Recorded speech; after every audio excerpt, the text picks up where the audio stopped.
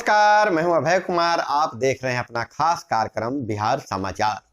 बिहार समाचार में खबरें बिहार की, बातें बिहार की, देश दुनिया की तमाम खबरें जो आपको जानना जरूरी है। बिहार समाचार में हम खबर लेते हैं सत्ता के गलियारों से, पंचायत के गलियों से और गांव के चौपालों से, जो कहीं न कहीं आपके जीवन को प्रभावित करता है। तो बिहार समाचार में पहली खबर, जो ग्रहण लगा हुआ था निकाय चुनाव को लेकर, वो समाप्त हो गया है। बिहार में अति पिछड़ों के आरक्षण के साथ ही नगर निकाय चुनाव पर रोक हटा लिया गया है। अब अति पिछड़ों के आरक्षण के साथ ही चुनाव संपन्न कराया जाएगा। सरकार के अंडरटेकिंग के बाद हाईकोर्ट का फैसला, पटना हाईकोर्ट के हस्तक्षेप के बाद अंततः नगर निकाय चुनाव को लेकर जो संशय की स्थिति थी वह समाप्त हो गया है। बुधवार को बिहार में अब अति पिछड़ों को आरक्षण के साथ नगर निकाय चुनाव कराने का हाईकोर्ट ने आदेश दे दिया है। और वहीं महाधिवक्ता ललित किशोर के ने कोर्ट में अंडरटेकिंग देकर कहा कि राज्य सरकार ने जो ईबीसी कमीशन का गठन किया था उसे ही आयोग का दर्जा दे दिया जाए, उसे आयोग में बदल दिया जाए और उसके बाद जो सख्ती के साथ जो गाइडलाइन जारी है उस गाइडलाइन के साथ राजनीतिक रूप से पिछड़ों का पहचान करके चुनाव अति पिछड़े के आरक्षण के साथ हो जाएगा। आयोग का गठन कर लिया गया, कहिए कि उसी को आयोग का मान्यता दे दिया गया है। ईबीसी आरक्षण को लेकर सरकार अति पिछड़ा आयोग का गठन किया। इसमें नवीन कुमार आर को अध्यक्ष बनाया गया है और सरकार पिछड़ापन की पहचान के लिए तैयार हो गया है। तो बहुत बड़ी खबर यार निकलकर सामने आई है। जो ग्रहण लगा हुआ था नगर निकाय चुनाव को लेकर वह समाप्त हो गया है। अब जल्द ही चुनाव अति पिछड़ों के आरक्षण के साथ हो जाएगी। और इधर अगर बात करें तो बीपीएससी अगले साल 68 व 69वीं में वैकेंसी आएगी और 68वीं के जनवरी में और 69वीं के वैकेंसी मई में आने का उम्मीद है। और वहीं राज्य के 10,81,000 स्मार्ट प्रीपेड मीटर उपभोक्ताओं को मिलेगा लाभ। स्मार्ट प्रीपेड मीटर के उपभोक्ताओं को 15 से पैसा कटने पर मिलेगा real time breakup. Smart prepaid meter लगाए जाने वाले 86% उपभोक्ताओं को 3 दिन में वेलकम मैसेज मिल रहा है। और वहीं डेंगू का प्रकोप पटना में बढ़ रहा है। पूरे बिहार में कहीं न कहीं डेंगू का बहुत बढ़िया डेंगू फैल रहा है। डेंगू के 451 मरीज मिले हैं। इनमें से अगर हम कह दें तो 246 पटना में ही है, 246। और बहुत बड़ी खबर आ रही है कि पंचायत प्रतिनिधियों की सुरक्षा को लेकर क्या कदम उठाए जा रहे हैं। खास करके ग्राम पंचायतों के मुखिया हुए, पंचायत समिति सदस्य हुए, सरपंच हुए, वार्ड सदस्य हुए, पंच हुए, उनकी सुरक्षा के लिए सिर्फ राजनीतिक बयानबाजी हुई, उसके उनकी सुरक्षा का कोई उपाय नहीं किया गया। और उसका नतीजा है कि पटना में मुखिया के पति को दिन दहाड़े गोलियों से भून डाला। घटना के बाद बॉडी को अपराधियों ने हिलाकर देखा कि मरा है कि नहीं मरा है, उसके बाद भाग गए। ड्राइवर ने कार भगाई तो शूटरों ने पीछा कर मारी 15 गोलियां।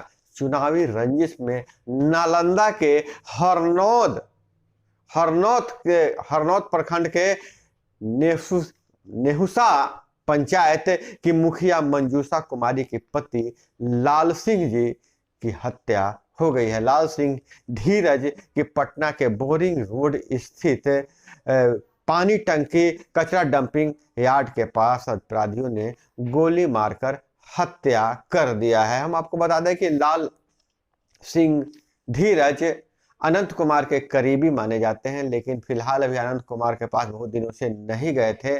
कार में गोलियों के 10 निशान मिले हैं। चालक को कुछ नहीं हुआ है, चालक को हिरासत में ले लिया गया है। लेकिन जनप्रतिनिधियों को जनप्रतिनिधि अगर महिला हैं तो उनके पति को, उनके परिवार को, उनके बेटे को, उनके ससुर को निशाना बनाया जा रहा है, उनकी हत्या कर दी जा रही है। और पंचायत प्रतिनिधियों की सुरक्षा को लेकर बहुत सारे बयानबाजी हुए, वादे किए गए कि उन्हें हथियार दिया जाएगा, गार्ड मिलेगा, लेकिन हकीकत में उनकी अभी भी लगातार उन पर हमले हो रहे हैं और उनकी हत्या हो रही है। सरकार को पंचायत प्रतिनिधियों की सुरक्षा के लिए कुछ कदम उठाने की जरूरत है। क्या आपको क्या लगता है, कमेंट में जरूर बताइएगा कौन से कदम उठाए जा सकते हैं। और इधर 7वीं की परीक्षा में कश्मीर को बताया अलग देश, जांच होगी। यहाँ बिहार में खूब टकराए नेता, आरोप प्रत्यारोप से तनाव।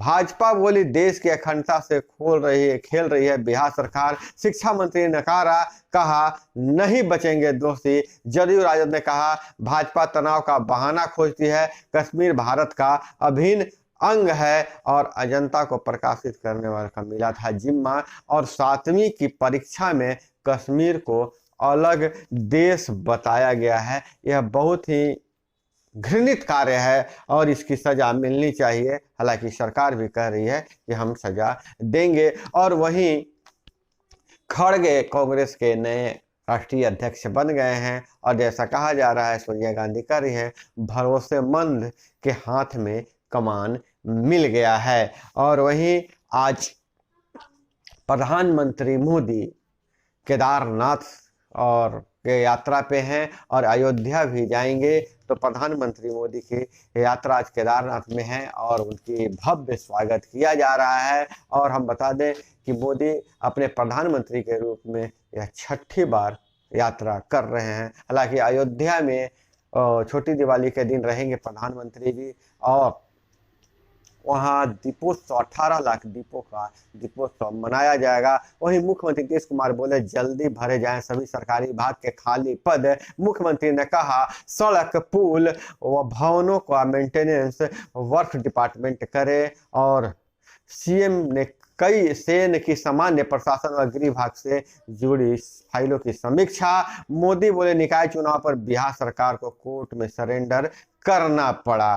कोर्ट में बिहार सरकार को सरेंडर करना पड़ा। श्रवण कुमार बोले निराशा में अनर्गल प्रलाप कर रहे हैं भाजपा के नेता। और वहीं छात्र संघ चुनाव में छात्राओं से ज्यादा वोट जिसे मिलेगा जीत उसी की होगी, पटना विश्वविद्यालय की बात कही जा रही है। और संगठित रिटेल कारपोरेट्स ने किया टियर 2 शहरों का रुख है। अब छोटे छोटे शहरों में भी रियल कारपोरेट रुख कर दिया है। और यही मोतिहारी से खबर निकल कर आ रही है, आबादी के पास पहुंची नदी, 50 फीट की दूरी पर बसे 50 घरों का खतरा। और शराब के नशे में स्कूल में पहुंचे शिक्षक, ग्रामीणों का हंगामा देख स्कूल से भागे। और वहीं जगन को चुनौती, टीडीपी, जनसेवा और भाजपा का गठबंधन संभव हो जाएगा। और चीन के सीमा पर 500 गांव बसाए जाएंगे। पीएम मोदी दिवाली पर माणा गांव जाएंगे। LAC के गांवों के आंख नाक कान बनेंगे। LAC पर बसे गांव देश के आंख नाक कान बनेंगे। प्रधानमंत्री मोदी माणा को देंगे फेवरेट गांव का दर्जा। और इधर गांव बसाकर दावा जताना चीन की पुरानी चाल है, इसलिए भारत भी अब गांव वहां बसा रहा है। गांव को शहरों के पास से जोड़ा जाएगा और पहले 100 गांव 10 गांव होंगे, पर्यटकों को कराया जाएगा सैर। तो आपका क्या विचार है, चीन और भारत के बॉर्डर पे गांव बसना चाहिए कि नहीं बसना चाहिए? उस गांव में कोई जाना चाहते हैं तो कमेंट में जरूर बताइएगा। और इधर हड़ताली मोड़ से बोरिंग कैनाल रोड तक बनने वाले फ्लाईओवर के बीच मंदिर शिफ्ट करने की तैयारी। जिला प्रशासन के अफसरों ने मंदिर से जुड़े लोगों से बातचीत की, अब तक नहीं सुलझ सका है मामला। और गोद लिए गए टीबी मरीज की हर महीने जारी होगी सूची। और इधर अगर देखें तो झारखंड से नक्सल मुक्त होने के बाद भी बूढ़ा पहाड़ से मिले 22 केन बम और डेटोनेटर। और ईडी ने हेटवार जेल अधीक्षक से को पूछताछ के लिए बुलाया, नोटिस भेजा। तो दोस्तों यह थी वो तमाम खबरें जो आपको जानना जरूरी था। इसी तरह से खबरों के लिए जुड़े रहिए हमारे साथ। चैनल पर नहीं तो चैनल को सब्सक्राइब कर लीजिए। मिलते हैं अगले वीडियो में। जय हिंद, वंदे मातरम।